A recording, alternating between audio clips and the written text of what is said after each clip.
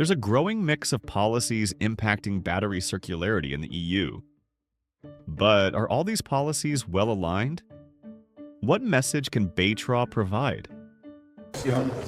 My name is Vasileios Rizos. I'm head of the Energy, Resources and Climate Change Unit of the Center for European Policy Studies, which is a think tank based in Brussels. Our role in the project is basically to collect inputs from industrial partners, lessons learned and evidence from the project, and translate it into policy recommendations and policy outcomes that hopefully will have an effect on the policy-making process in Brussels. There is a complex policy mix for impacting circular economy for the battery sector that is evolving in recent years. The battery regulation is one example, the waste shipment regulation is another example, the waste framework directive, EU chemicals policies as well.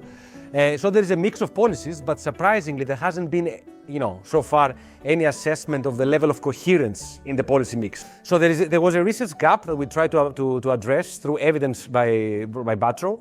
And we published a paper which is available on the CEPS website and on the BATRAW paper. We found out that policies on average in the policy mix, they showcase medium to high level of coherence, which is good news. And then we also found that the European Green Deal was the most coherent policy in the mix, which is another piece of good news. But then at the same time, we found several cases of low to medium incoherence. So some examples are the EU chemicals policies, the waste shipment regulation, the EU taxonomy regulation. So based on this evidence, we recommend that there should be more efforts in aligning sectoral and horizontal policies at the EU level, and maybe these efforts should start with the Circular Economy Act.